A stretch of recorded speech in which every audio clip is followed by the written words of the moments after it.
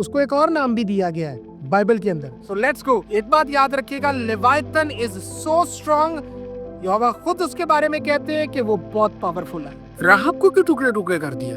राहब ने तो मदद की थी इसराइलियों की। उसका नाम यीशु के नसबनामे में मिलता है। यीशु के आबा अजदाद में से उस गोल्डन थ्रेड में उसका नाम आता है। ये प्रॉपर वर्ड है रशाब। क्यों यहाँ पर लवायतन को राहब के नाम से इस्तेमाल किया गया?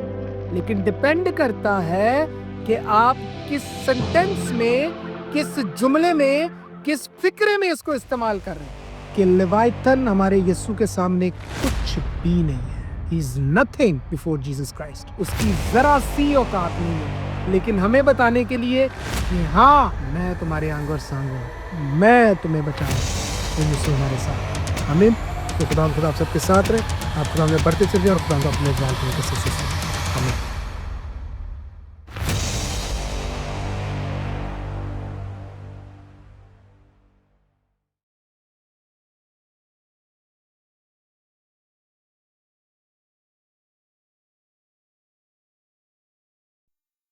बट मैं समझा दूंगा कि आपको क्या चल रहा है। वापस आते हैं।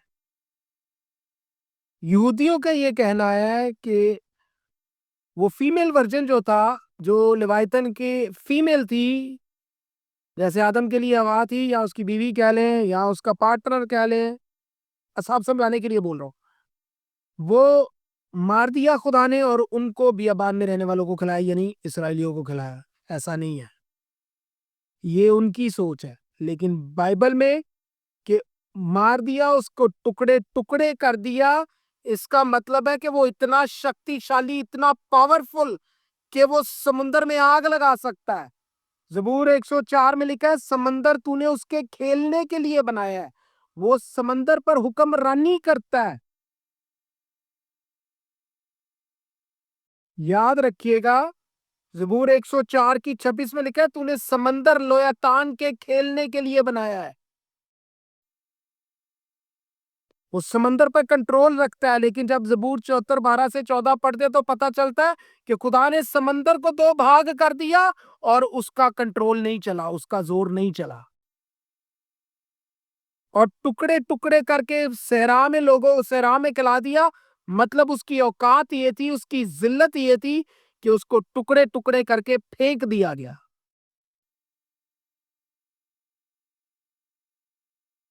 और जानवर गोश्त खाते हैं, इंसान का कीड़े मकोड़े खाते हैं गोश्त को, अगर वो गिरा पड़ा हो तो। ये उसकी ह्यूमिलेशन है, ये उसकी बेइज्जती है, उसको जलील किया गया है, क्योंकि वो अपने आप को बहुत बड़ा समझता था।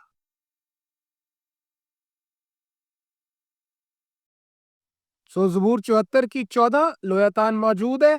ज़बूर 104 की 26 लोयातान मौजूद है। अय्यूब 41 लोयातान मौजूद है। हिजकिय्याह 29 में भी मौजूद है ये।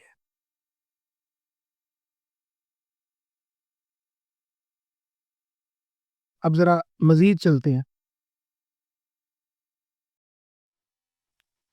हत्तियों की जो क्यूनिफॉर्म टैबलेट्स मिली हैं पुराने वक्त से, इब्राहिम के दौर से जो टैबलेट्स मिली है, क्योंकि पहले लिखने के लिए तोमार नहीं होते थे, चमड़ा नहीं होता था, कागज नहीं होता था, तो क्या किया जाता था, मट्टी की लेकर उसकी प्लेट बनाई जाती थी और उसके ऊपर जो भी लिखना होता था वो लिखकर उसको भट्टी में डाल के उसको क्या कर दिया जाता था, सख्त कर दिया जाता था, जैसे ईंट को किया जाता है।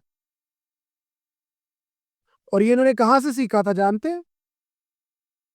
जब बाबल का बुर्ज बन रहा था, तब पहली बार ईंटों का जिक्र मिलता है, भट्टी में ताप कर स्पेशली लिखा गया।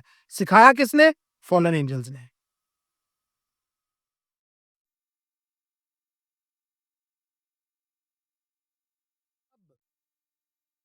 उन राइटिंग्स में, उन टैबलेट्स के ऊपर लोयातान का जिक्र मिलता है, और मिथ के मुताबिक, अफसाने के मुताबिक उसमें बहुत सारी स्टोरियां मिलती हैं। बाबल की भी मिलती है हमें, और इसके अलावा एंशियंट ग्रीक वो भी मिलता है, इसके बारे में बहुत सारी चीजें मिलती हैं। मिथोलॉजी है ये, अफसाने इसके मिलते हैं। और टैबलेट्स पे इसका जिक्र मिलता है, उन टैबलेट्स के ऊपर, उन तख्तियों के ऊपर। मेसोपोटामिया में भी ये मुख्तलिफ कहानियों में नजर आता है, अफसानों में नजर आता है, मिथोलॉजी में नजर आता है।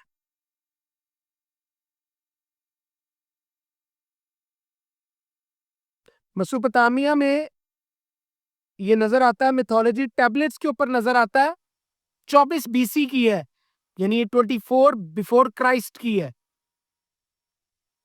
24 बीसी, मूसा से भी पहले। वहां पर जो टैबलेट्स अभी मिली हैं, उनके अंदर 2 लोग 7 सरों वाले सांप के साथ लड़ते दिखाई देते हैं उस टैबलेट के अंदर।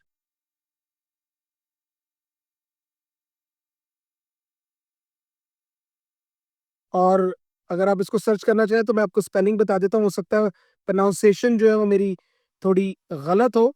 प्रीचर्ड टेक्स्ट 125-6, PRITHARD स्पेस टेक्स्ट 125-6 मौजूद है इसका जिक्र उनमें। ये टैबलेट्स के नंबर्स हैं।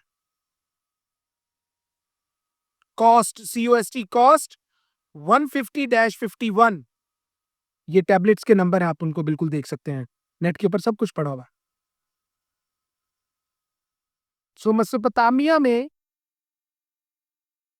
ऐसी टैबलेट्स मिली हैं जिनका नंबर है IDB 3116।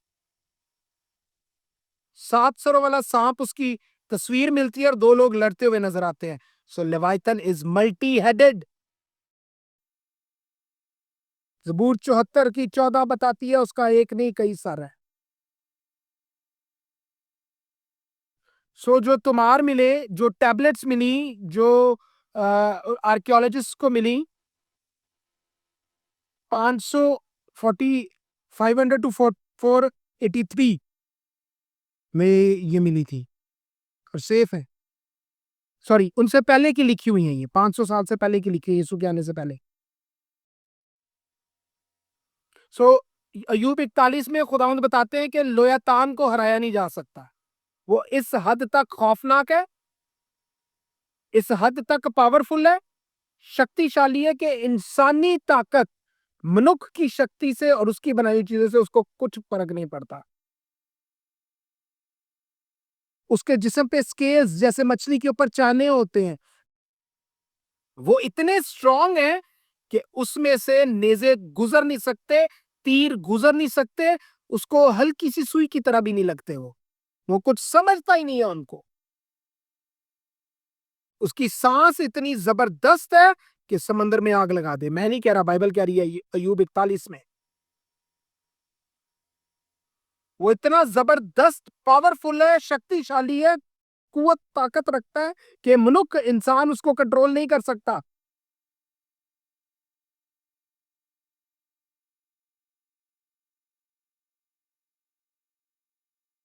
सो बड़ी टफ बात है कि इसका जिक्र मिलता है और बड़ा स्ट्रांग मिलता है।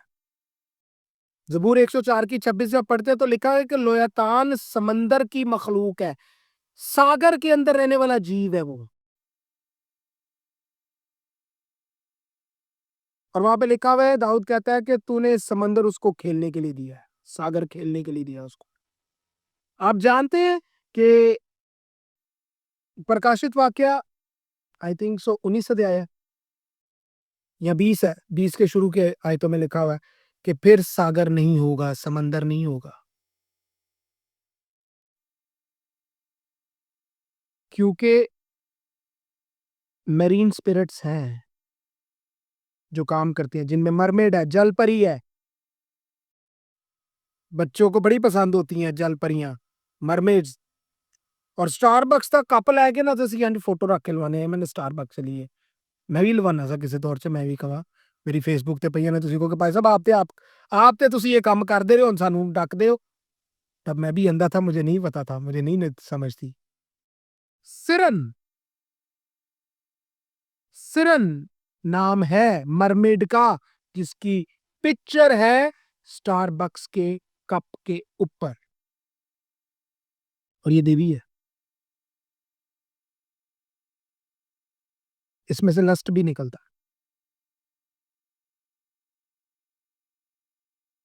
सो याद रखिए, सी क्रीचर है ये सागर का राक्षस है, ये समंदर का सांप है जो बड़ा शक्तिशाली है।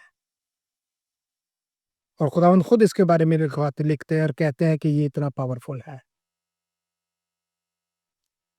यूसाया 27 की एक आयत पढ़ते हैं जरा।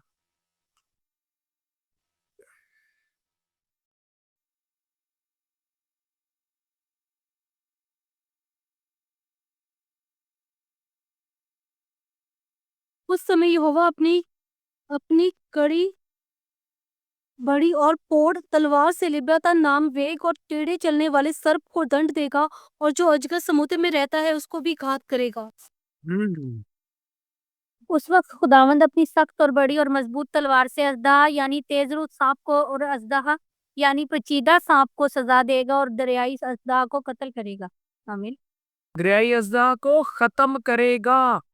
कौन? यहोवा। वो अपनी तलवार से, बेसिकली यीशु ही करेंगे। यीशु अपने मुंह की तलवार से उसको मार देंगे, टुकड़े टुकड़े कर देंगे। याद रखिएगा, अफसानों में जो बाबली हैं या ग्रीक हैं या असूर के हैं, उनमें एक बात कही जाती है कि ये देवी थी। आपको थोड़ी सेंस महसूस हुई? इसराइली कहते हैं ये फीमेल वर्जन था।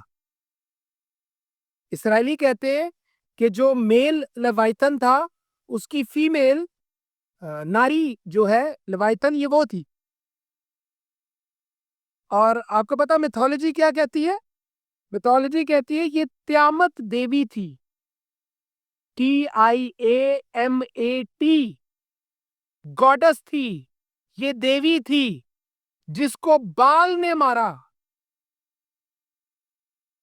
और इसका नाम मर्दुक था। बाल का नाम मर्दुक था वहां पर।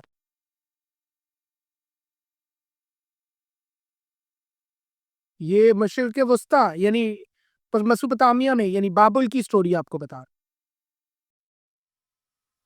और ये बड़ा मशहूर मिथोलॉजी है, उस दौर की अफसाना है। मैं आपको क्यों बता रहा हूं? आपको जरा पता चले कि अबलीस ने इसको कैसे प्लांट किया हुआ है और वो कैसे काम लेता है। वी शुड नो, हमें मालूम होना चाहिए। सो इस देवी का नाम त्यामत था, गॉडेस त्यामत। मर्दूक यानी बाबल, सॉरी बाल, बाल ने इसको मारा था। और ये मिथ है। यम या मर्दूक या बाल, तीनों नाम बाल के ही है। जैसे इस तरह के मुख्तलिफ नाम है दुनिया के अंदर। कहीं पे स्टार कहते हैं, कहीं पे डायना कहते हैं, कहीं पे माता कोई, नाम वही है वही है, बट नाम बदले हुए हैं। सो मिथोलॉजी, अफसानों में ये लिखा गया कि बाल ने मारा इसको, जबकि बाल ने नहीं, यहोवा ने इसको शिकस्त दी है। अबलीस मैनिपुलेट करता है चीजों को। अबलीस खुदा की बनाए हुए जो काम है उनको बदल देता है। आप जानते हैं कि पहले एल कहते थे हम खुदावंद को, उत्पत्ति में एल कहा जाता था। मगर फिर घरों में भी ये बात ऐड कर दी गई, एल कहना शुरू कर दिया हस्बैंड्स को, लॉर्ड, मालिक। जैसे सारा के बारे में लिखा हुआ है कि वो इब्राहिम के ताबे रहती थी, अधीन रहती थी, और उसको मालिक कहती थी, क्योंकि उसने मार बड़ी जोर से खाई थी खुदावन से, खुद फैसला लेके। फिर उसको पता चला नहीं, और इल्जाम भी अपने हस्बैंड पे ही लगाया था। यस, इन हिंदी स्वामी कहती थी, इन हिंदी स्वामी, लॉर्ड, LORD, छोटा एल, बड़ा नहीं, लॉर्ड, मालिक। लेकिन यहोवा ने बेसिकली उसके सर को टुकड़े टुकड़े किया, और बाल जो है उसने उसको कैच करने की कोशिश की अबलीस ने। एक अहम पॉइंट है जो बड़ा गौर तलब है, गौर से सुनिएगा। कि अफसाना है, मिथोलॉजी है कि बाल ने लेवाइथन को, जो फीमेल वर्जन था, उसको मारा। ये अफसाना है, मगर बाइबल तो तारीख रकम करती है, इतिहास लिखती है। बाइबल हिस्ट्री लिखती है, और बाइबल के मुताबिक जो कि सच है कि यहोवा ही उसको मार सकते हैं और कोई नहीं मार सकता उसको। वो इतना शक्तिशाली है कि उसको कोई भी नहीं हरा सकता। और ये बात दुरुस्त है, सिवाय यीशु के उसे कोई नहीं हरा सकता। 2023 सॉरी 2022 दिसंबर के महीने में आई वॉज बिन टेकन। मैंने दुआ कर रहा था, रात का टाइम था, दुआ करके मैं फारिग हुआ, मैंने शुक्रगुजारी की।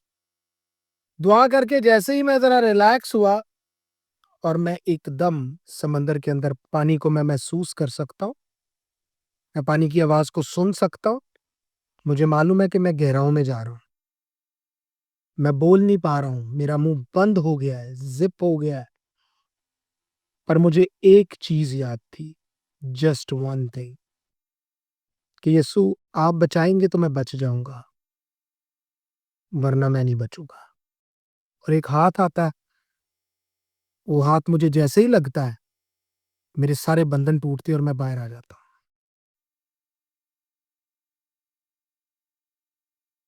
ये तजर्बा मुझे हुआ है, और वो मेरा टेस्ट था।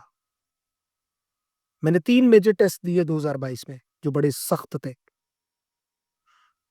उनमें से ये भी एक टेस्ट था। मुझे ये बात समझाई गई कि लेवायथन को तुम अपनी ताकत से नहीं हरा पाओगे, तुम्हें यीशु की जरूरत है।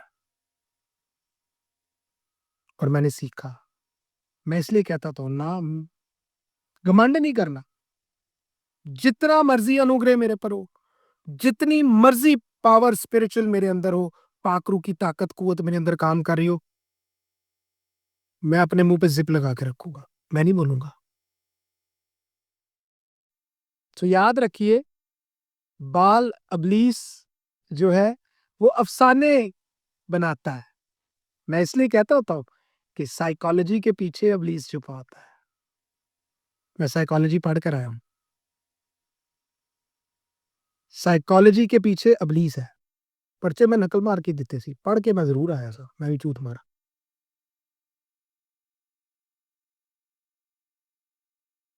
लेकिन याद रखिए, साइकोलॉजी बिहाइंड द साइकोलॉजी, क्योंकि साइकोलॉजी मैंने पढ़ी है, मुझे पता है। मजाक अपनी जगह, but I have read the psychology. मुझे फेसबुक पे लगा था आप अकेले ही चलेंगे तो जीत जाएंगे। भाई मैं अकेला क्यों चलूं? यीशु कहता है मैं तेरे अंग और संग हूं, मैं तेरे साथ साथ हूं, मैं तेरे आगे आगे चलूंगा। तो मैं क्यों कहूं मैं अकेला चलूंगा? मैं क्यों अकेला अकेला चलूंगा? पर मुझे आज समझ आती है कि वाकई मुझे क्यों साइकोलॉजी पढ़ाई गई थी। हालांकि साइकोलॉजी मैं नहीं रखना चाहता था, पर अब साड़ी अम्मा था। खैर मैं कुछ भी नहीं कह सकता, उनते होएगा नहीं। जबरदस्ती अभी कर लो, अभी कर लो, अभी कर लो, वह कर लिया जो कुछ भी आया। बट आज मुझे याद समझ आती है कि मुझे क्यों ये सारी चीजें वापस आते हैं।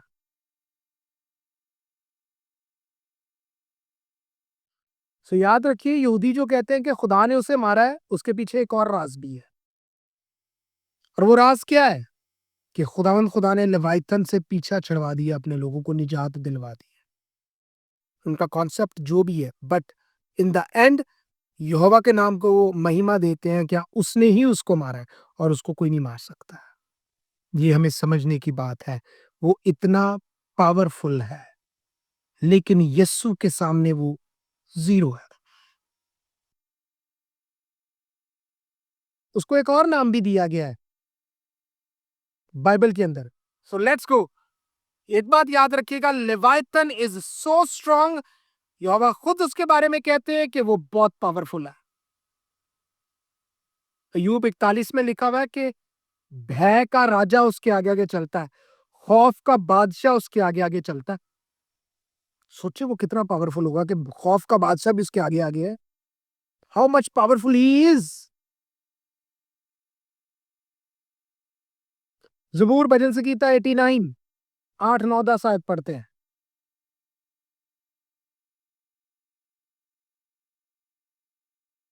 हे सेनाओं के परमेश्वर यहोवा, हे या तेरे तुल्य कौन सामर्थी है? तेरी सच्चाई तो चारों ओर है।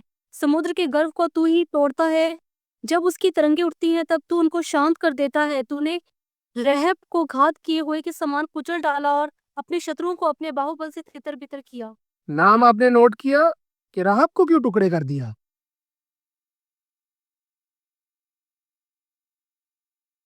जी बेटा उसने।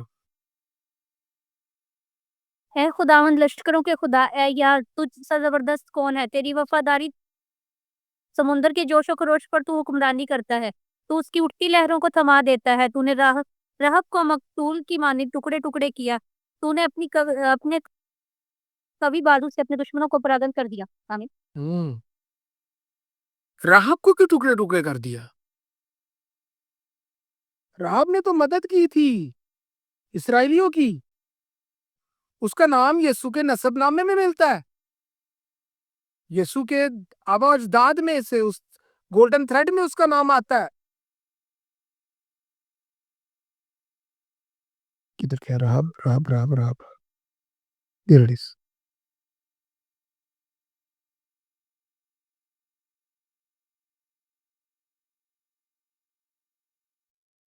राहब। यशवा 6 की 25 में भी हमें एक राहब मिलती है। लेट्स को उसको भी जरा देखते हैं।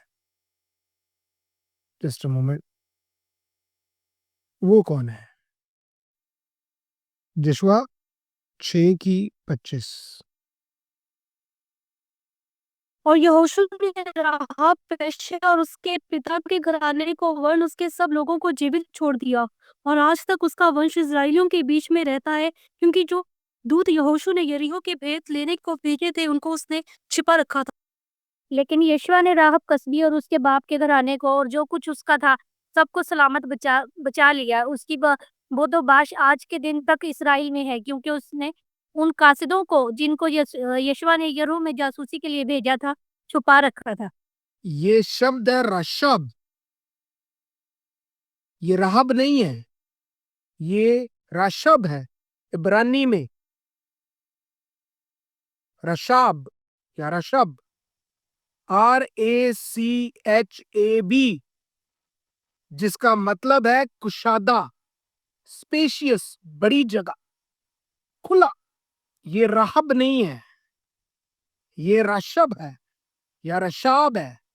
ये प्रॉपर वर्ड है रशाब, जिसका मतलब है स्पेशियस, जो यशवा 6 की 25 में मिलता है हमें।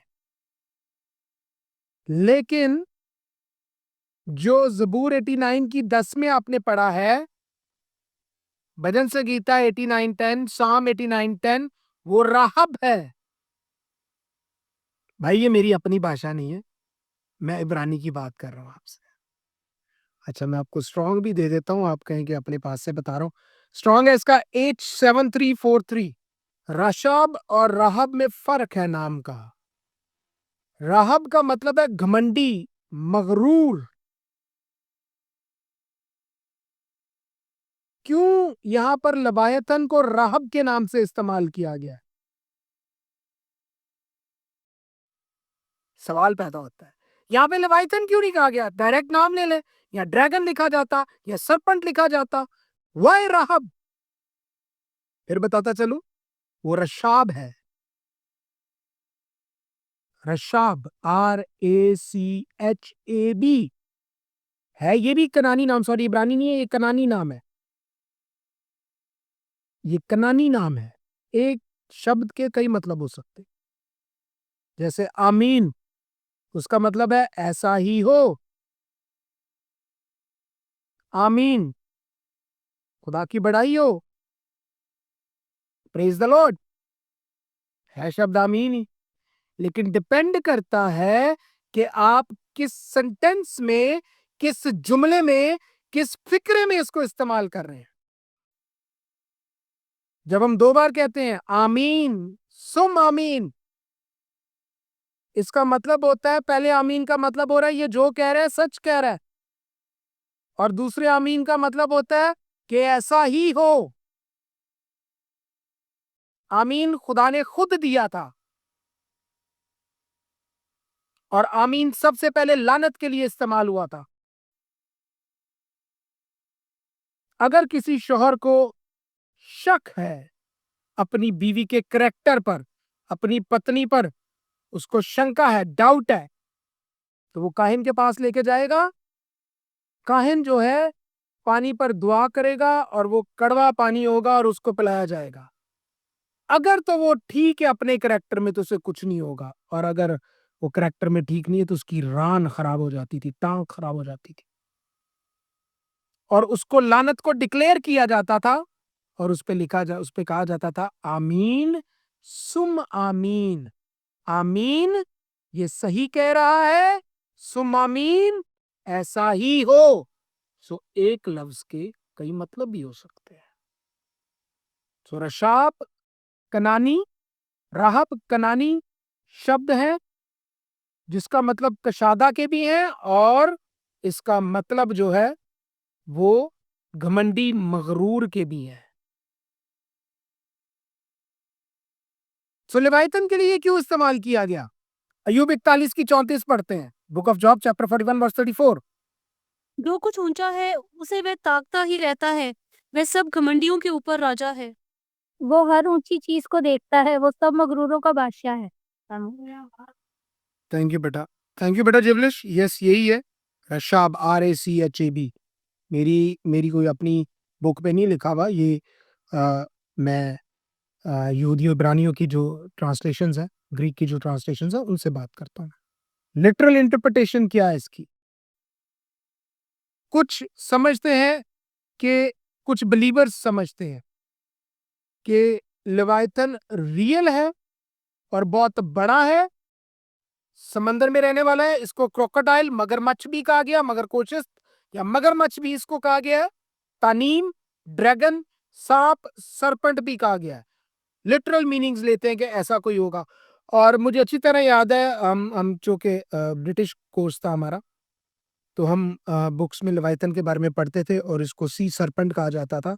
बहुत सारी गवाहियां when I was in class 5th, तब भी हम बुक में पढ़ते थे, अपनी कोर्स की बुक्स में इसके बारे में पढ़ते थे, और मुझे याद है अच्छी तरह। और बहुत सारे लोग इस बात की टेस्टमनी भी देते थे कि जनाब हमने समंदर में सफर के दौरान देखा है, इतना बड़ा जीव पानी के अंदर, इतना बड़ा सांप देखा है कि हम आपको बता नहीं सकते। और बहुत ज्यादा टेस्टमनीज इसकी ऑन द रिकॉर्ड पड़ी हुई है, बहुत सारी रिकॉर्ड पड़े हुए हैं। अच्छा, सिंबॉलिकली या धारणा के तौर पर लेवाइथन को निशान दिया जाता है लड़ाई झगड़े, केओस, फसाद, अफरा तफरी का, ऑपरेशन, दबा के रखने का, गुलाम बना के रखने का। यानी ये रूहानी दुश्मन है, कोई छोटी मोटी चीज नहीं है ये। हम समझ लें कि ये कोई छोटी मोटी बदरू होगी, जी नहीं, ये छोटी मोटी बदरू नहीं है। खुदा जिसके बारे में खुद कहते हैं कि उसके वो पूरे समंदर में आग लगा सकता है, मल्टी हेडेड है, उसके चाने जैसे मछली के है, उसके चाने जो है, गर्दन उसकी इतनी स्ट्रांग है, आप उसको सुई नेजे मारेंगे, तब तो नेजा बहुत बड़ी चीज होती थी। यानी कि आज के दौर में समझ लें कि आप अगर उसको, जिससे हाथी को मारते हैं, उसको बुलेट को पता नहीं क्या कहते हैं, मैं भूल गया हूँ, बुलेट बहुत बड़ी होती है, वो बुलेट भी उसके अंदर नहीं जाएगी, वो गोली भी उसके अंदर नहीं जाएगी। मगर रूहानी आत्मिक तौर पर वो अफरा तफरी, केओस, लड़ाई झगड़े और कंट्रोल करने का, गुलाम बनाने का उसके पास अधिकार, इख्तियार है। और मैरीन स्पिरिट्स जिसके साथ चिपकती है उसका बेड़ा गर्क कर देती है, चाहे वो लेवाइथन की स्पिरिट हो, चाहे वो मरमेड की स्पिरिट हो, चाहे वो ऑक्टोपस की स्पिरिट हो, चाहे वो स्कॉर्पियन हो, ये सब काम करती है। कारतूस है ये वो मारने वाला अ, हाथी को, बहुत मोटा था, हाथी की स्किन बहुत मोटी होती है, उसके अंदर कोई चीज जल्दी नहीं घुसती। शेर के दांत नहीं उसके अंदर घुसते, उसकी स्किन इतनी मोटी होती है। सो मिथोलॉजी में हम देख आए हैं पहले से ही, अफसानों में, कि बड़ा पावरफुल, और ये एक देवी थी जिसको मार दिया गया, तियामत इसका नाम था देवी का। सो सारी सेंस को इकट्ठा करते हैं, क्यों इसके बारे में लिखा हुआ है, खुदावंद खुदा क्यों इसके बारे में बताते हैं? खुदावंद खुदा बताते हैं कि ये इतना स्ट्रांग और पावरफुल है कि कोई इसके साथ लड़ नहीं सकता है। अब एक सवाल यहां पर आता है, अब जरा गौर से सुनिएगा।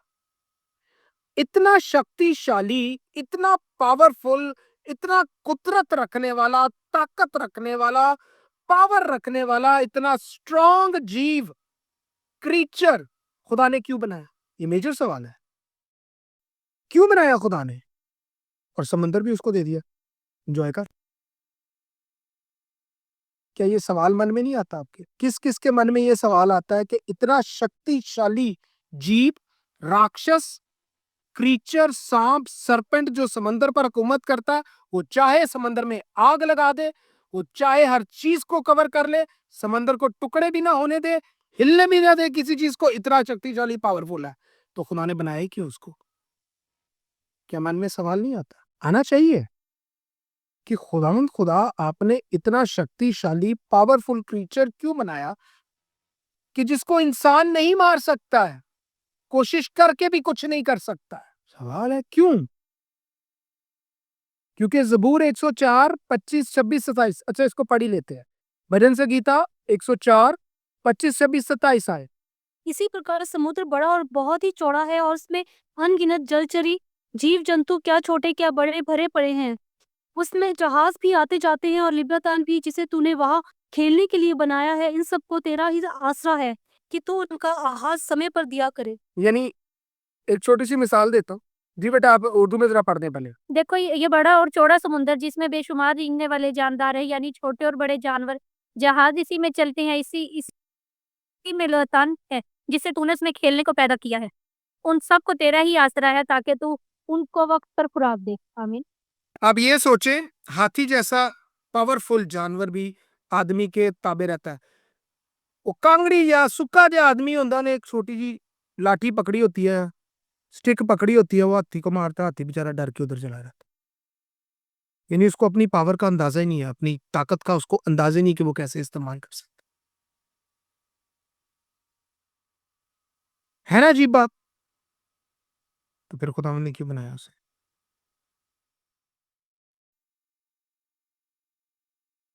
खुदा ने खुद बनाया उसको, लेकिन तूने उसको इसलिए बनाया कि वो समुद्र में खेले। ये तो ऐसे ही हो गया जैसे मेरे घर के बाहर आजकल एक बिल्ली आती है, बड़ी डिसिप्लिन है, मुझे इसलिए बड़ी अच्छी लगती है वो। ऑनेस्टली तो वो बहुत डिसिप्लिन है, इंतहाई डिसिप्लिन है। और जब मैं बाहर जाता हूँ तो ਉਹਦੀ कोशिश होती है कि मैं लत्ता च ਵਿੱਚ ਵੜਾ, ਮੈਨੂੰ बहुत गुस्सा चढ़ता। फिर मैं जोड़ना चाहना, परा रहना, मेरे लागे नहीं लगना।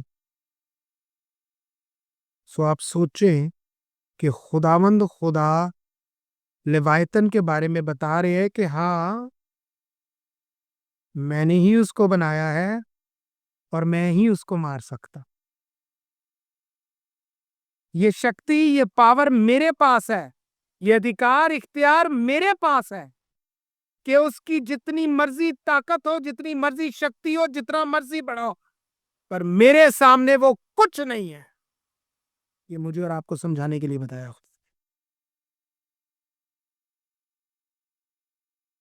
कि वो मेरे सामने जीरो है। तुम उसको कंट्रोल नहीं कर सकते, मैं कर सकता हूं, क्योंकि मैंने बनाया, मैं मालिक हूं।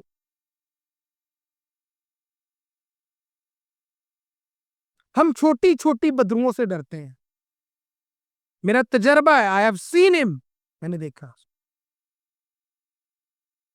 सब लोग क्या, कुछ लोग कह रहे हैं यार ये बंदा जड़ा ना अपने को नहीं छाड़ता रहता है। नहीं भाई, हम अपने पास से नहीं छोड़ते हैं। खुदा के रूह हमें से मैनिफेस्ट होते हैं, ऐसे नहीं होते। There is something.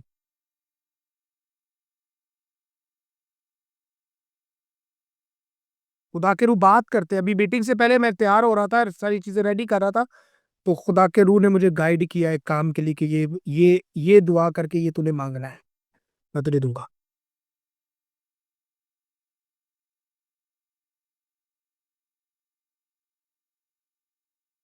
ये बात दुरुस्त है कि तमाम प्राणियों पे अधिकार इख्तियार दिया गया है। किसको? इंसान को, मनुष्य को।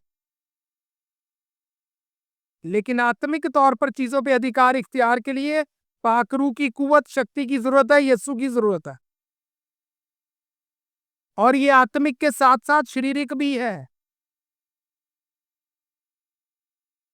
बहुत सारे लोग जो समंदर में काम करते हैं, समुंदर में घूमते हैं, जो माल बरदार जहाज लेके जाते हैं, समंदर में रहते हैं, वो मरमेड्स के बारे में भी बताते हैं, जल परियों के बारे में भी बताते हैं, वो सी सरपेंट के बारे में भी बताते हैं कि हाँ एक बहुत बड़ा सांप समंदर के अंदर हमने देखा है। कई वीडियोस मौजूद है, यूट्यूब पे जाइएगा आपको मिल जाएंगी सारी वीडियोस तक मौजूद है।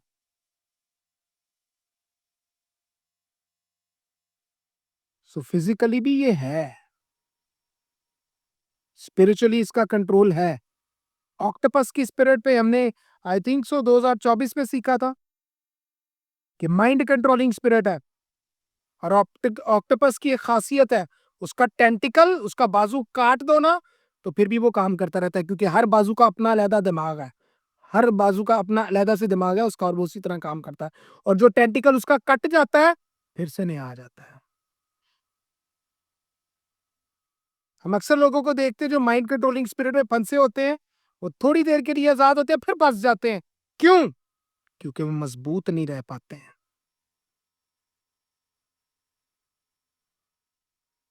सो लेवाइथन को बनाना खुदा का मकसद यह है कि हमें सिखाया जाए कि मैं सर्वशक्तिमान हूं, मैं अलशदाई हूं, मैं कादर मुतलक हूं, आई am the almighty God.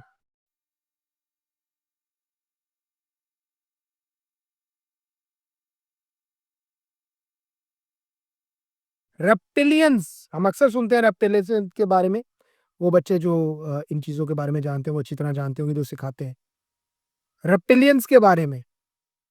Shape shifters,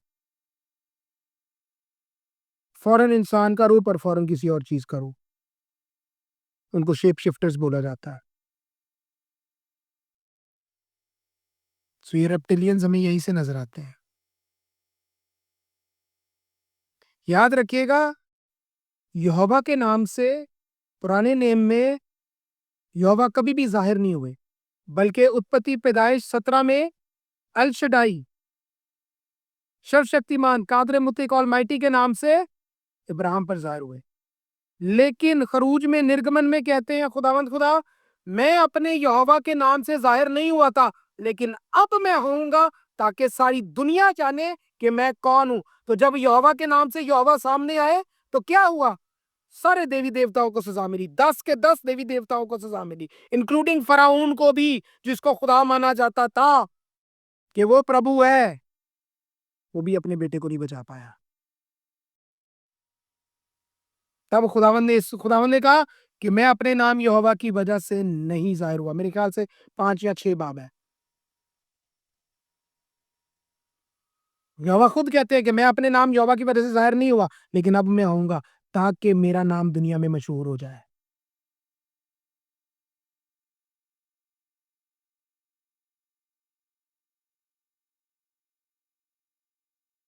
याद रखिए, फराउन चीफ कमांडर भी है, राजा भी है, बादशाह भी है, वो प्रभु भी है, लेकिन फिर भी कुछ ना बचा सका। सारे देवी देवताओं को खुदा ने सजा दी।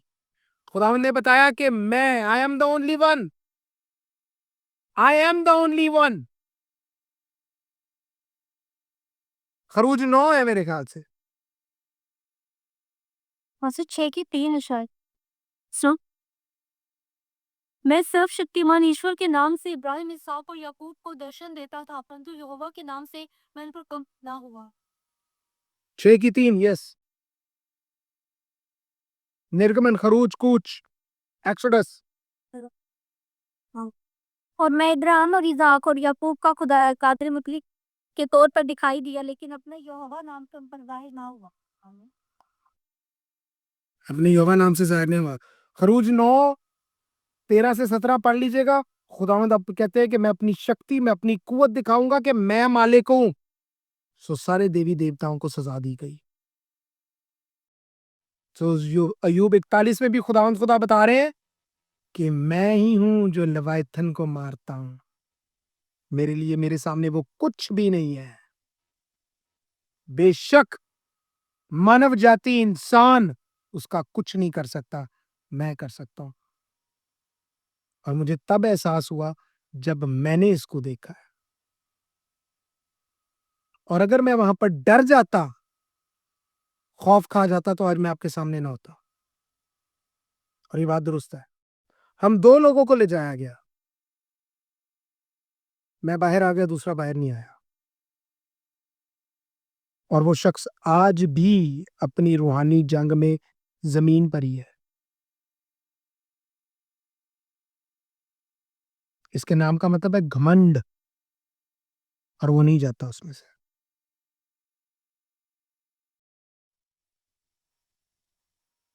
सो अय्यूब 26 की 12-13 में भी राहब का जिक्र है। इसको राहब कहा गया है, रशब या रशाब। वो महिला थी, वो औरत है जिसका जिक्र यीशु के नसबनामे में आता है, जो यशवा के दौर में जिसने यरू में जासूसों की मदद की थी। उसने अपने गुनाहों से मुआफी मांगी और खुदा ने उसको इज्जत दे दी। आपको समझ आती है राहब की स्टोरी से? आप जितने मर्जी गंदे हों, गुनाह से भरे हों, मगर क्या होता है इन द एंड, कि जब आप खुदावंद की हुज़ूर में अपने गुनाहों का इकरार करते तो वो क्या करता है? मैंने तेरे गुनाह माफ कर दिए, इसके लहू से धुल के साफ हो गए। यशायाह 43 की 25 में लिखा, मैं अपने नाम की खातिर से तेरे गुनाहों को मिटा देता हूँ, तेरी खताओं को याद नहीं करता। तो उसके गुनाह भी बख्श दिए गए।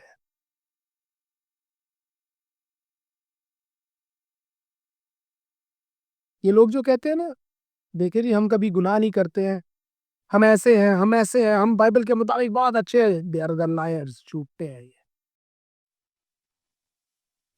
सो याद रखिए, जो राहब है उसका मतलब घमंडी,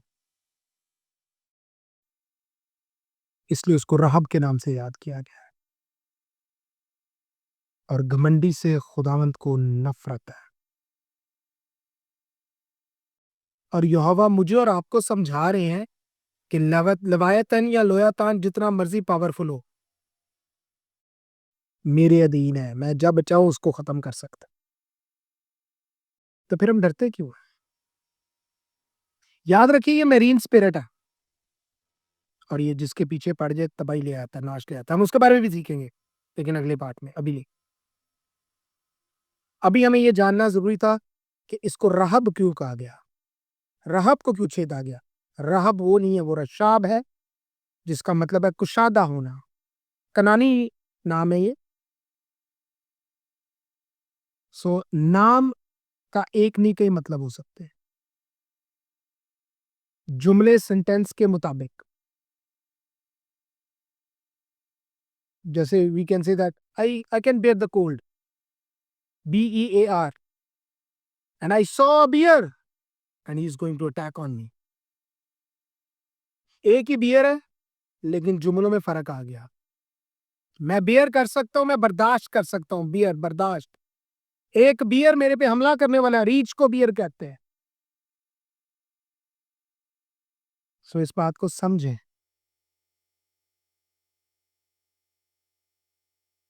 ये बात हमें ये समझने का बड़ा जरूरी है कि लफ्ज, शब्द, फिक्रे के मुताबिक जो है वो उनका मायनी होता है। हमें देखना पड़ता है ये मायने कहाँ से। अगर कोई आपसे कहना, देखे जी डायनासोर्स का जिक्र नहीं है, उसको बैठा के अच्छी तरह उसको एक चाय का कप पिलाना, और उसको बोलना अगर आपने बात ध्यान से सुननी है, फिर तुम्हें मैं बताता हूँ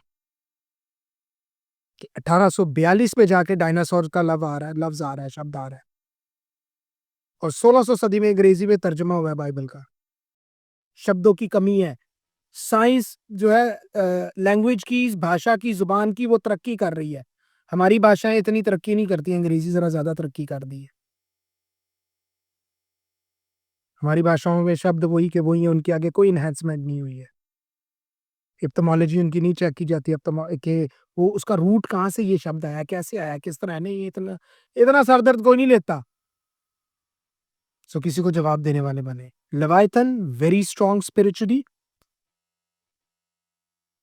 हमें वो कैसे जिंदगी में एंटर होता है, किसी की तबाही लेकर आता है, हमें कैसे लड़ना है, नेक्स्ट पार्ट में हम सीखेंगे इसको, और बिल्कुल सीखेंगे। इसको राहब कहा गया है, जी, जिसका मतलब है घमंडी। उसके टुकड़े टुकड़े किए गए हैं, रशाब के नहीं। कनानी नाम है, कैनानाइट।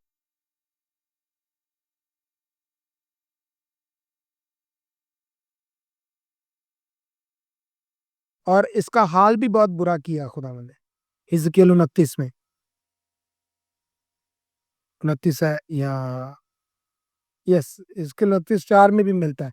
जरा पढ़ लेते हैं इसको और उसके बाद हम दुआ में चलते हैं। मैं तेरे जबड़ों में आंकड़े डालूंगा और तेरी नदियों की मछलियों को तेरी खाल में चपटाऊंगा और तेरी खाल में चपटी हुई तेरी नदियों की सब मछलियां समेत तुझको तेरी नदियों में से निकालूंगा। लेकिन मैं तेरे जबड़ों में कांटे अटकाऊंगा और तेरे दरियाओं की मछलियां तेरे खाल पर चिमटाऊंगा और तुझे तेरे दरियाओं से बाहर खींच निकालूंगा और तेरे दरियाओं की सब मछलियां तेरी खाल पर चिमटी होंगी। आमीन।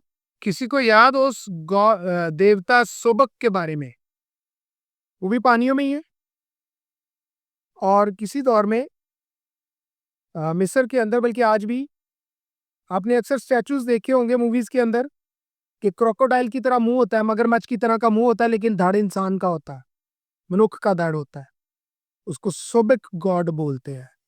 सोबिक देवता, घमंड का देवता है वो। और जब मैं बताता हूँ ना किसी के साथ मैंने मगरमच्छों को देखा, इसका मतलब है कि उसकी जिंदगी में घमंड बड़े जोरों शोर से है।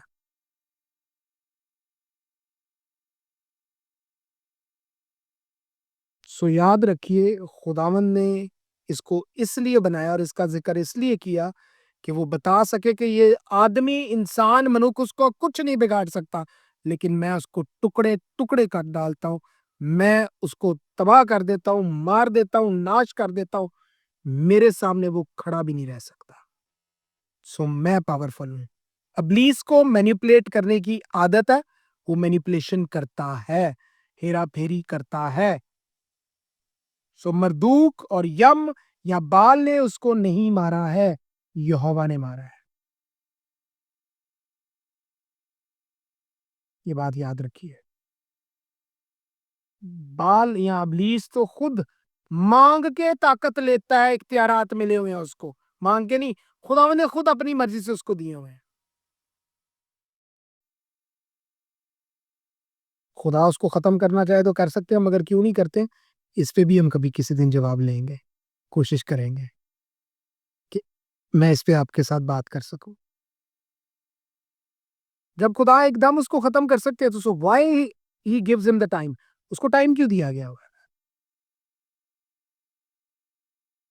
आपको पता है अभी जो हालात चल रहे हैं, जंग के, युद्ध के चल रहे हैं, और उसमें कमजोर आदमी बहुत मारा जाएगा। दैट मीन्स के एलीट्स बचे रहेंगे और जो middle class, lower class, upper middle class, ये सब लोग मारे जाएंगे।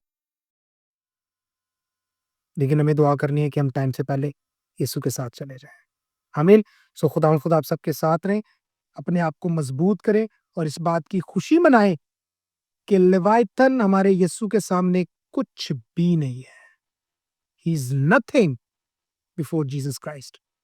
उसकी जरा सी औकात नहीं है, लेकिन हमें बताने के लिए कि हाँ, मैं तुम्हारे अंग और सांग हूं, मैं तुम्हें बचाऊंगा। सो यीशु हमारे साथ है। आमीन। सो खुदा आप सबके साथ रहे, आप खुदा में बढ़ते चलिए और खुदा अपने जलाल की निकट से इस्तेमाल करें। आमीन।